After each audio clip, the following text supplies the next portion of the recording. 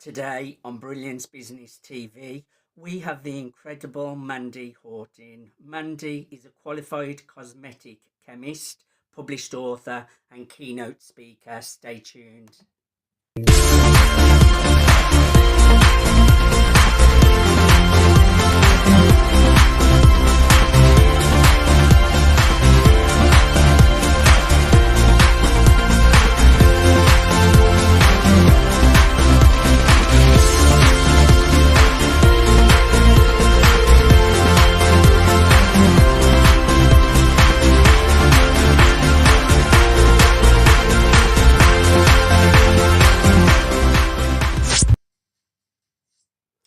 Welcome to Brilliance Business TV, conversations with leading experts in business. I am your host, Mark Stephen Pooler. We have an incredible guest on the show today, Mandy Hawtin, and we're going to be talking all about the cosmetic industry, which is a really interesting topic. We're streaming live on Facebook, Twitter, Instagram, LinkedIn, YouTube. We're on the 360 TV network, USA Global Radio and Television Network. We are on Business Innovators Radio Network, mspnewsglobal.com, Android, Roku, Fire, and many more platforms. So let's bring in our incredible guest, Mandy Hawtin. Mandy, welcome to Brilliance Business TV. Thank you, Mark. It's so nice to be here. And I was going to say good morning, but it's actually good evening for you. It is. And yes, we're in very different parts of the world, but that's the great thing with technology. So let's get started with the show. Just share a little bit, Mandy, about who you are and what you do. Well, Mark, I'm a cosmetic chemist and I do have my own skincare brand called Seadragon Organic.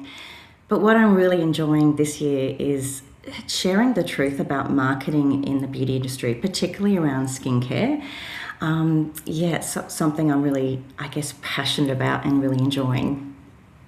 Really interesting topic, and I'm sure it can ruffle a few feathers as well, Mandy. So let's get into the topic. You have recently returned from Paris, where you were involved in speaking, publishing, and awards. Can you share what that experience meant to you, Mandy? It's actually been really incredible, Mark. I got an email in February asking if I would contribute to a book, and I replied and said, "Well, this is sort of my story. Are you really interested in me?" And they said, "Yes." And we're going to launch it in Paris. And then, as the weeks went on, they said, "Oh, we want to invite you to come and give a keynote." Now, I hadn't done that before. So this is really, really a stretch. And I thought, well, I can think of 10 reasons to say no, but only one to say yes. And that is, it's a great opportunity to step through that fear and go for it. I went to Paris. I prepared my keynote. I had my little words on little cards and I practiced at home. I even had, I've got a clicker here. I practiced pretending to change the slides. And then when I got there, they didn't have a microphone on a lectern. They had this great big microphone like what a pop star would sing into. And I thought, how am I going to hold my cards and turn them over? And I need 3 hands. So I thought, okay. No one in the audience knows what I'm going to say. So if I forget something or I don't quite say it the way I want to, no one's going to know. So I kind of braved up and just took the microphone without my notes, stood on the stage, walked around and gave my presentation. Now, it wasn't perfect, but I was just really proud that I did it. I got really good response because I was talking about just how marketing and skincare works and gave the audience 2 tips that they could use to help select products that they want, depending on what their values are. It was really great. And then at the end of the day, they had an awards event, and I won an award. I won first place for Rising Star, and I thought, wow, at 52, it just shows that I'm not too young to be a rising star. Amazing. This is a brilliant, Mandy. I speak as well. I've spoken in schools, on stages, and I think that's such a brave thing to do. It's one of the biggest fears to overcome, and to not use your notes and just go and do it. And you, or no matter how experienced you are, Mandy, you will always find some critique in yourself. So I would just say you did it, and I'm sure that people loved it, and to get an award at the end of it. So congratulations. Thank you so much. Yeah, I was walking on cloud nine for like a good week afterwards. So yeah, that was You amazing. should be. You should be. What inspired you to return to study cosmetic chemistry in your late 40s?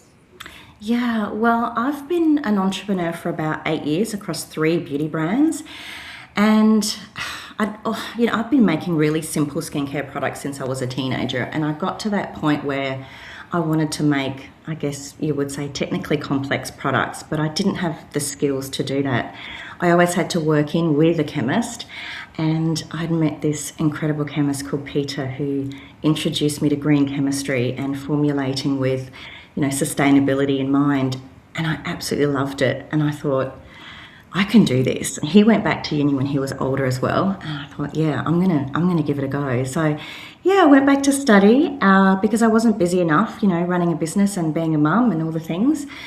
But even though I found myself incredibly busy and I had so many missed, family events and social events that I couldn't get to, I loved it. I hadn't been happier. I absolutely loved it.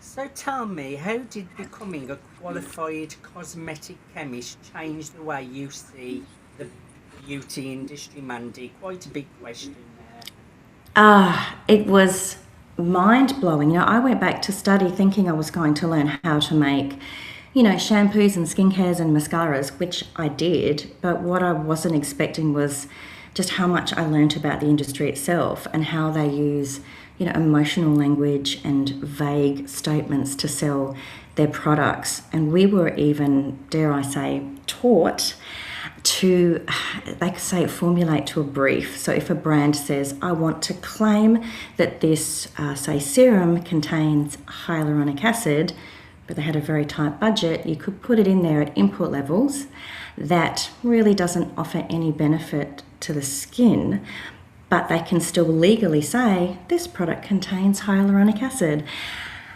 And that actually blew my mind, and actually felt a little bit angry for a while. I thought, hang on, I've been buying these products for years and I've been ripped off. So yeah, it sort of taught me how to identify a quality product from the rest, and that's what I've been focusing on this year, is trying to get those messages out there that there are ways for you to see through that marketing and then choose a product that does what you want it to do. A little bit misleading, and I think when people are buying skincare, they want the best, really, don't they? Because it's like food. You want to put good foods into your body. You want to put good things onto your skin. You want to use the best things on your hair, so that we're looking after ourselves. So, really, I think they should be a bit more firm with their rules on that, Mandy.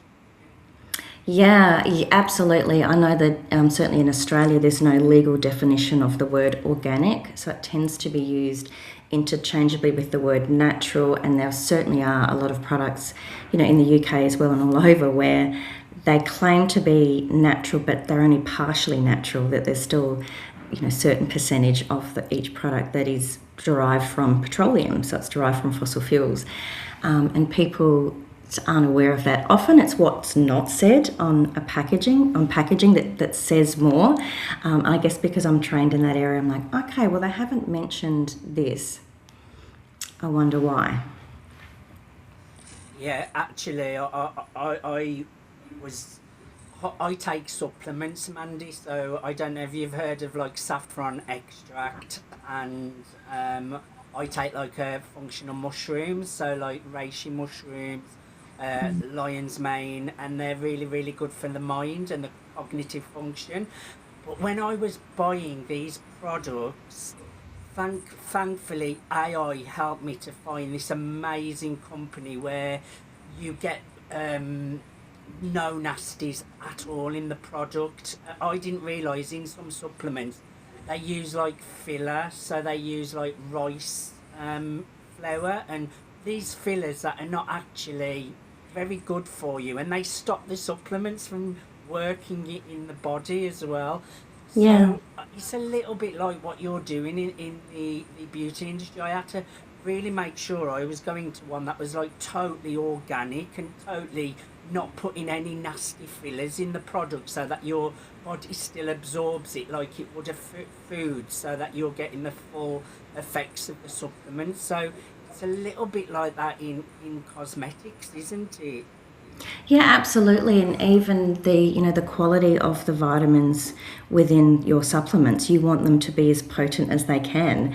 And it's the same with, I'm in the natural space. If plants are harvested at the wrong time, they haven't developed those natural qualities that we like, that we want in our skincare. So yeah, it's quite complex. And when people are just looking at, for example, the ingredients list, that's not enough information. And some of our ingredients have the same name when they are in their natural state. Once they're processed and they are deemed synthetic, they still have the same name. So, the consumer can't tell. So yeah, it's very complex. And I would say there's a lot of people out there using products what they think are doing something. Same with supplements, and they're probably just like a placebo. They're probably not even working because um, they've not got the proper compounds or the proper ingredients that make them work. So I think it's really important that you're educating people on these kind of things, Mandy. What should people look for when choosing their skincare products? I guess it depends on what their values are and what's important to them. So I'll assume that the listeners want anti-aging products and natural products, just for the sake of this conversation. So you need to look for proof. So when it comes to whether a product is natural or organic or even sustainable, brands will often use an image. It might be a leaf in a circle, or the planet, or even like a rabbit. And our minds see those images and come up with things that perhaps are not directly connected to the end product. So you might see a picture of a rabbit and it's just a rabbit with no words, and you think, oh, that must be vegan or cruelty-free, or whatever your mind comes to. You see a leaf and you think, oh, that must be all natural. But maybe the product is 70% natural and 30% derived from petroleum. The thing is, there's no agreed meaning to those symbols within the beauty industry. So what you need to look for are the names of a certifier. So certified natural, certified organic. And those symbols, they look similar. There might be a leaf in a circle, but they will name that certifying company. And that means an independent company have come in and audited the products, they've audited the packaging. So if the brand says 98% natural or 98% organic, you know that it's legitimate. The other thing to look for are numbers. Try and steer clear and see through those emotional words like, glow up and age defying, radiant, and look for the boring results of clinical trials, such as when used twice a week for 3 weeks, 98% of customers saw a reduction in their wrinkle depth by 34%, right? It's not as glamorous, but it's those numbers. It means that, again, an independent company have done a trial and there's proof that the product does what it says it does. Brilliant. Great tips for people out there. What made you decide to call your company Seadragon? Very unusual name there. Yeah, I had a friend of mine say to me, she actually laughed, we were out for dinner, and she's like, Seadragon? Like, really? Why didn't you call it unicorn? And I'm like, leafy sea dragons are an Australian fish. They are real. I didn't make it up. They are the state emblem for South Australia, which is where I'm originally from. And when I was a student, I started to explore marine actives, and I really loved them. And I loved that the clinical data showed that they were performing at the same level of the traditional synthetic actives. So if you go back 5 or 10 years, the natural and organic products really didn't perform as well as the traditional synthetic, but that conversation is changing these days. So my range now has those beautiful marine actives, all sustainably sourced, of course. But no, Seadragons, they are vegan. Seadragons are not in the product, they're just on the outside on the packaging. Yes. So it was also a nod to the fact that it's all made in Australia. So, and all of the people that work on the company are in Australia. A lot of brands, even if they're Australian or from the UK or from the US, they get their products made in Asia. So it's Australian or American or UK brand, but it's not made there. So it was like a nod to the marine ingredients, but also a nod to Australia. I love it. I love it. Now, just tell us a tiny little bit about your products, Mandy, and your brand and what you offer for people. And obviously, we've got the website up there where people can check you out. It's seadragonorganic.com.au. Yeah, Yeah. go ahead. Oh, thank you. It's interesting that only a few months ago I won 4 awards from a UK company from the Beauty Shortlist. And that's my entire range. I only have 4 products. And it was, I guess, just reassuring knowing that I'm on the right path, because I have been told to do things differently. I've been told by industry experts, do not use large 100-gram tubes. Use airless jars. They're more glamorous. People like them. But to me, that they end up in landfill. They're not recyclable. Most beauty packaging isn't. I also wanted multi-purpose products, and I was told not to do that. Have lots and lots and lots of products in your range. And again, I thought, well, it's landfill. It's a lot of time in the morning. Women want high-performing products, but I don't think they want 5 or 6 steps in the morning. There's just too much else going on. So all of my products are multi-purpose. So my day cream, for example, has your eye cream, your serums, your primer and your moisturiser all in one product. So in the morning you'll cleanse, put on that day cream, and that's it. Then you can put on some sunscreen and makeup, and the same in the evening. And then I've got a once a week treatment product.